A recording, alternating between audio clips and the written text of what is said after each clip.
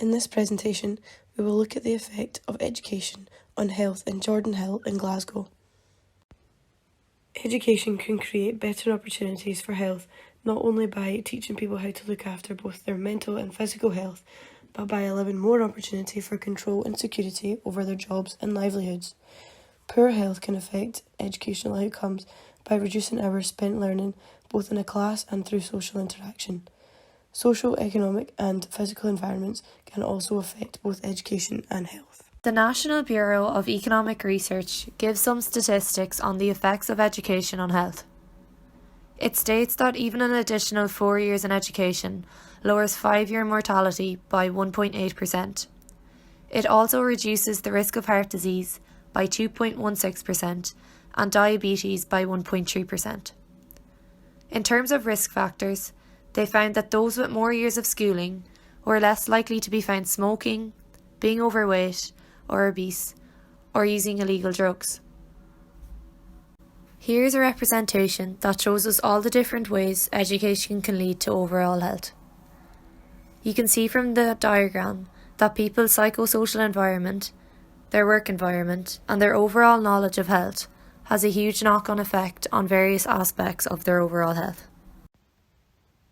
Good education leads to better employment opportunities and a better socio-economic status.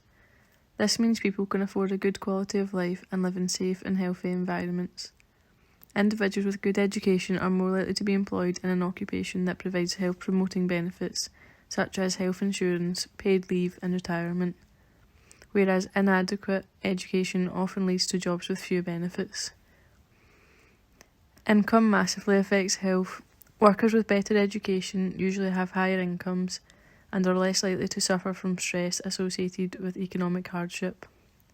They are more likely to afford nutritional food, health services and have time to exercise. Whereas workers with poor income associated with poor education are more likely to have poor nutrition and live in unhealthy environments with more risk factors for poor health. Education in Glasgow. In 2011, the percentage of the population with a higher level qualification varied considerably between the neighbourhoods, ranging from 24% to 82%. 3% of young adults aged 16 to 19 years old in Glasgow were found not to be in employment, education or training in 2018/2019. To help reduce the gap in education and achieve equity in the Scottish education system, the Scottish Attainment Challenge was introduced by the First Minister in February 2015. By introducing this, it ensures that all children within Scotland have access and opportunities to succeed and therefore close the poverty-related attainment gap.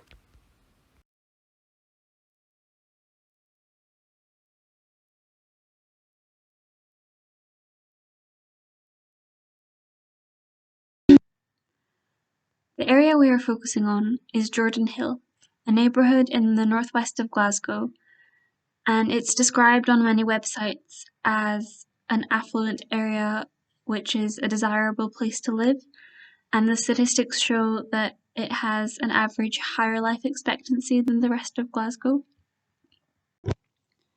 When you type Jordanhill into the Google search bar, the first suggestion that comes up is Jordanhill School, which shows that it's quite a well-renowned area for its education facilities. And this is backed up by the statistics on the Understanding Glasgow website, which show that only 7% of young people are not in education, employment or training in Jordanhill, and this is a whole 40% less than the Glasgow average. There's also more than 32% of adults who have qualifications above or at higher level when compared with the Glasgow average.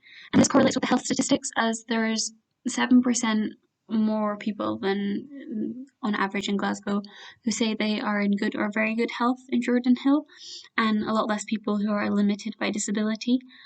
And this may suggest some relationship between levels of education linked to levels of health, and it proves means that we can see in real life some of the health and education relationships which we have discussed in this presentation.